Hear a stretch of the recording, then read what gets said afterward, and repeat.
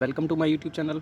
दोस्तों, आज की इस वीडियो में हम बात करने वाले हैं इंडियन ज्योग्राफी, भारतीय भूगोल के कुछ महत्वपूर्ण प्रश्नों की, जो अक्सर हम परीक्षाओं में रिपीट होते देखते हैं। तो गाइज़, ये सब क्वेश्चंस आपकी परीक्षाओं के लिए बहुत ज़्यादा इंपॉर्टेंट है, इसलिए दोस्तों वीडियो को अंत तक जरूर देखें। चलिए जारी करते हैं। पहला क्वेश्चन है हमारा गाइज़, केंद्र शासित प्रदेश अंडमान निकोबार द्वीप समूह की राजधानी क्या है? तो जो भारत का बंगाल की खाड़ी में द्वीप स्थित है, उसकी राजधानी क्या है? Port Blair. वहीं अगर बात करें हम दूसरे की, जो कि अरब सागर में उपस्थित है द्वीप, तो उसकी राजधानी क्या है हमारी? कावारत्ती। अगला क्वेश्चन देखते हैं गाइज, कौन सा राज्य उत्तरी पूर्वी राज्य की 7 बहनों का भाग नहीं है? तो गाइज, जो हमारा नॉर्थ ईस्ट के जो राज्य हैं, उनमें जो हमारे 7 राज्य हैं उनको 7 सिस्टर के नाम से जाना जाता है, जो कि आसाम, त्रिपुरा, मेघालय, मणिपुर, मिजोरम, अरुणाचल प्रदेश हैं। तो गाइज, उसका हिस्सा नहीं है ये। ऐसे कौन से राज्य हैं? तो इसका आंसर होगा हमारा सिक्किम और पश्चिमी बंगाल। अब बात करते हैं तीसरे प्रश्न का। भारत का प्राचीनतम पर्वत कौन सा है? जो भारत का सबसे पुराना पर्वत है वो कौन सा है? तो गाइज, इसका आंसर होगा हमारा अरावली पर्वत। बात करें अगर हम अरावली पर्वत की, तो ये अरावली पर्वत जो हमारा है वो राजस्थान में बेसिकली पाया जाता है, लेकिन कुछ हिस्सा इसका दिल्ली में भी है और यूपी में भी है। तो अगर कहीं पूछ ले कि ये किस राज्य में पाया जाता है, तो इसका आंसर गाइज होगा हमारा राजस्थान प्रॉपरली। फिर अगला क्वेश्चन है, वायुयान किस मंडल में उड़ते हैं? तो गाइज, जो हमारा वायुमंडल है उसमें जो विमान उड़ते हैं वो किस मंडल में उड़ते हैं? इसका आंसर होगा हमारा समताप मंडल। तो गाइज, मैं एक बार आपको रिवाइज कराना चाहूँगा, जितने भी वायुमंडल हमारे 5 भागों में डिवाइड है। सबसे पहला क्षोभ मंडल, दूसरा समताप मंडल, तीसरा मध्य मंडल, चौथा आयन मंडल, और सबसे जो अंतिम होता है जैसे हम वायुमंडल के नाम से भी जानते हैं, और कुछ उसे सूर्यताप मंडल भी बोलते हैं। इसी के साथ गाइज अगला क्वेश्चन देखते हैं, सबसे लंबी तटरेखा वाला राज्य कौन सा है? जो भारत की सबसे लंबी तटरेखा वाला राज्य कौन सा है? तो गाइज, इसका आंसर होगा आंध्र प्रदेश। अगला प्रश्न देखते हैं, भारत का कौन सा राज्य तीनों ओर से बांग्लादेश से घिरा हुआ है? तो गाइज, इसका आंसर होगा हमारा त्रिपुरा। जैसे मैंने ऊपर अभी बताया था, नॉर्थ ईस्ट सिस्टर्स में भी ये राज्य आता है। दोस्तों, अगला प्रश्न है हमारा, भारत के किस स्थान को मरुस्थल की राजधानी कहा जाता है? जो भारत में मरुस्थल है उसकी राजधानी किसको कहा जाता है? तो गाइज, इसका आंसर है हमारा जैसलमेर। अगर बात करें हम जैसलमेर की, तो ये गाइज राजस्थान राज्य में पाया जाता है। अगला प्रश्न है हमारा, अरावली तथा विंध्य श्रृंखलाएं, जो अरावली और विंध्य के पर्वत हैं उनके बीच में कौन सा पठार पाया जाता है? तो गाइज, इसका आंसर है हमारा मालवा का पठार। यहीं अगर हम बात करें अरावली और विंध्य की, तो जो अरावली का एरिया है वो हमारा बेसिकली राजस्थान में पाया जाता है, तथा जो विंध्य की पहाड़ियाँ हैं या विंध्य की श्रृंखलाएँ हैं वो हमारी मध्य प्रदेश में पाई जाती हैं। अगला प्रश्न है हमारा, मैकान का पठार भारत के किस राज्य में है? मैकान का जो पठार है गाइज वो किस राज्य में है? तो इसका आंसर है हमारा छत्तीसगढ़। अगला प्रश्न है हमारा, छोटा नागपुर किसका नाम है? तो गाइस, जो छोटा नागपुर हमारा है, जिसे हम झारखंड के आउटर में भी देखते हैं, उसे रांची का पठार भी कहा जाता है। अगला प्रश्न, भारत और चीन की सीमा रेखा है जो, उसको स्पर्श करने वाले भारतीय राज्य में कौन कौन से हैं? तो जो भारत का और चीन का अगर बॉर्डर में देखा जाए तो उसको स्पर्श करने वाले राज्य अरुणाचल प्रदेश, नागालैंड, मणिपुर तथा मिजोरम हैं। अगला प्रश्न गाइज, दक्षिण भारत की सबसे ऊंची चोटी कौन सी है? जो हमारे साउथ का एरिया है उसमें सबसे ऊंची चोटी कौन सी है? तो गाइज, इसका आंसर है हमारा अनाईमुड़ी। जो ये अनाईमुड़ी है वो हमारे नीलगिरी पर्वत के इलाके में पाई जाती है। अगला प्रश्न है गाइज, प्राचीन भारतीय भौगोलिक मान्यता के अनुसार भारत किस द्वीप का अंग है? जो हमारा भारत था वो कौन से द्वीप का हिस्सा था? तो गाइज, इसका आंसर है हमारा जम्बू द्वीप। जो जम्बू द्वीप था उसी का हिस्सा भारत को माना गया है।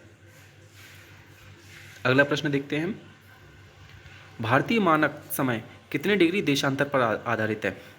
जो देशांतर रेखाएं होती हैं उसके अनुसार भारत की जो मानक समय है, स्टैंडर्ड टाइम जो रहता है, वो किसे माना गया है?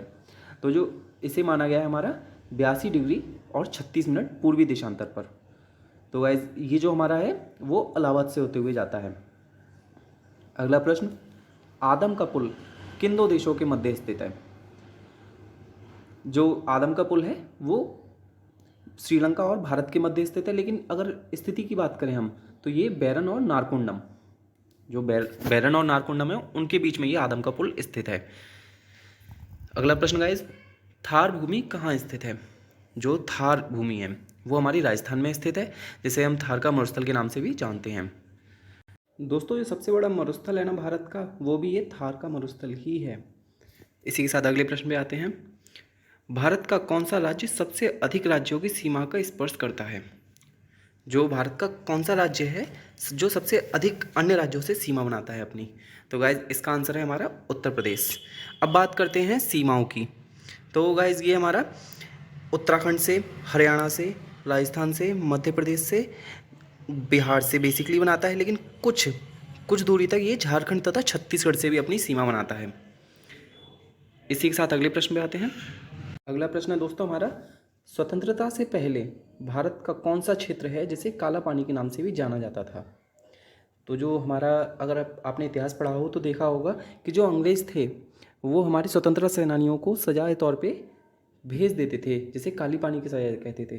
तो गाइज उसे हम रंगून के नाम से भी जानते हैं, जो कि हमारा अंडमान निकोबार द्वीप समूह में स्थित है।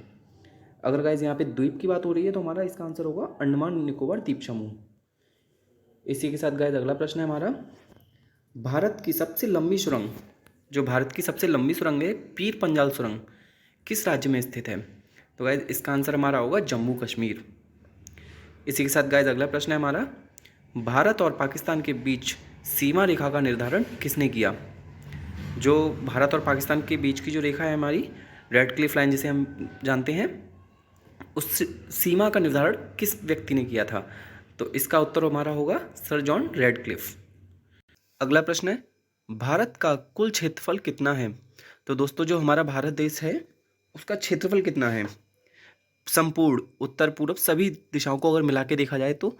इसका उत्तर होगा हमारा 32,87,273 वर्ग किमी। अगला प्रश्न देखते हैं, भारत के स्थल सीमा से कौन कौन से देश लगे हुए हैं? जो हमारा भारत देश है उसके पड़ोसी देश जो सीमा कनेक्ट करते हैं एक दूसरे से, वो कौन कौन से देश हैं? तो गाइज इसका आंसर होगा हमारा बांग्लादेश, चाइना, पाकिस्तान, नेपाल, वर्मा तथा भूटान। इसी को हम देखते हैं। जो हमारा बांग्लादेश है वो पश्चिम बंगाल के आगे जो पड़ता है हमारा, पश्चिम बंगाल, त्रिपुरा, सिक्किम, इन सब से अपनी सीमाएं बनाता है। वहीं बात करें अगर चीन की, जो हमारा अरुणाचल प्रदेश के ऊपर वाला पार्ट है, वो देश की सीमाएं चीन चाइना शेयर करती है। इसी के साथ पाकिस्तान, पाकिस्तान हमारा पंजाब से भी सीमा बनाता है, जम्मू कश्मीर से भी बनाता है। नेपाल, नेपाल हमारा जो यूपी का ऊपरी साइड है जिसमें जो सीमा कनेक्ट होता है वो हमारा नेपाल में आता है। वहीं अगर बर्मा की बात करें तो बर्मा हमारा जो नॉर्थ ईस्ट के बाहर वाली स्टेट है जैसे मणिपुर वगैरह, उन सबसे सीमाएं बनाता है। तथा भूटान, भूटान भी हमारा सिक्किम वगैरह से कनेक्ट थोड़ा सा रहता है। अगला प्रश्न देखते हैं guys, भारत की जल सीमा किन किन देशों से मिलती है? जो हमारा भारत देश है उसकी जो जलीय सीमा है वो कौन कौन से देश से मिलती है? तो इसका उत्तर होगा हमारा मालदीव, श्रीलंका, बांग्लादेश, म्यांमार व पाकिस्तान। जो हमने अभी ऊपर बात किया था वो दोस्तों हमारा स्थल वाली सीमाओं के राज्य थे, देश थे, बट यहाँ हमारी बात हो रही है जल सीमा की। तो गाइज ये जो पॉइंट है याद रखना। अगला प्रश्न देखते हैं, कर्क रेखा किन राज्यों से होकर गुजरती है? दोस्तों जो हमारा अगर मैप के अकॉर्डिंग देखा जाए तो उत्तर की दिशा में 23.5 डिग्री से एक मकर रेखा जाती है, वो भारत देश से जब गुजरती है तो किन किन राज्यों को काटती हुई जाती है?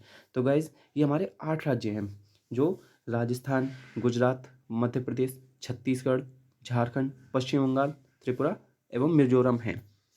अगला प्रश्न देखते हैं, भारत का मानक समय कहाँ से मिलता है?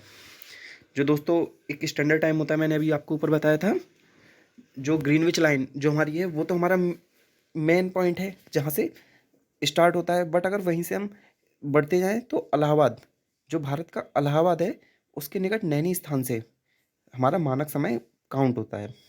तो दोस्तों जो ग्रीनविच हमारा मेन टाइम होता है उससे अगर भारत का टाइम देखा जाए तो 5.5 घंटे का अंतर होता है। अगला प्रश्न गाइज, भारत में समुद्र तटरेखा वाले राज्यों की संख्या कितनी है?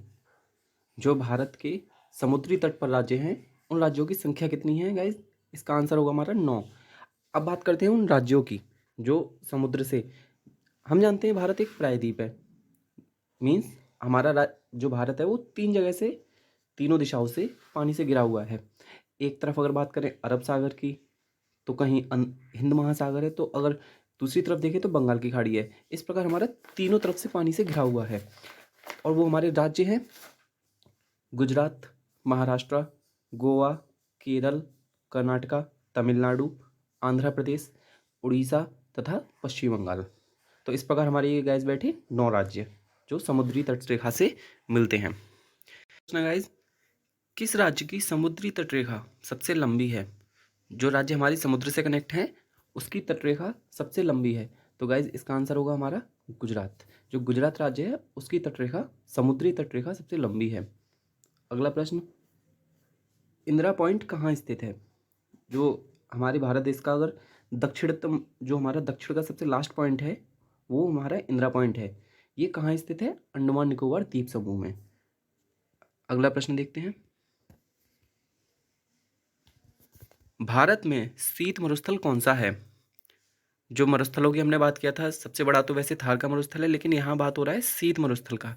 तो गाइस इसका आंसर होगा हमारा लद्दाख। जो लद्दाख का मरुस्थल है वो सबसे बड़ा शीत का मरुस्थल है। अगला प्रश्न, भारत किस गोलार्ध में स्थित है?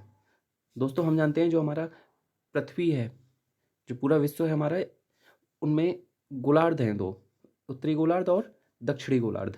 तो जो भारत देश है वो कौन से गोलार्ध में आता है?